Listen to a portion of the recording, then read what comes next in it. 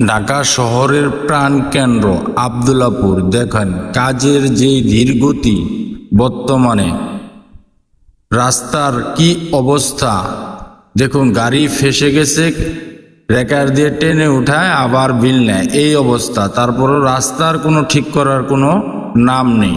এক এক গাড়ি কিভাবে যাচ্ছে, এই স্টাফগুলোর কি কষ্ট দেখুন। গাড়িগুলো ফেসে গেছে, এখন মালিককে কি জবাব দিবে? আর ওনারা এই টিপ তো যাইতেই পারলো না, সারাদিনের পরিশ্রম বেকার, আর উল্টো জরিমানা। চাকরি থাকবে কি না সেটাও শিওর না। ভাই, এই ঢাকা শহরের প্রাণকেন্দ্র আব্দুল্লাহপুর, এই জায়গায় যদি এই অবস্থা হয় তাহলে দেশ চলবে কি? আজ কতদিন হয়ে গেল এই জায়গাটুকু ঠিক হয় না। মাটি ফালায়, মাটি ফালাইলে কি ভাই থাকে? আর পানির যাওয়ার কোনো লাইন নেই। একটু বৃষ্টি হলেই অবস্থা খারাপ, গাড়িগুলো ফেসে যাচ্ছে, মানুষের দুর্ভোগ, কি পরিস্থিতি ভাই। আমি চাইবো এই ভিডিওটি সর্বোচ্চ শেয়ার করবেন।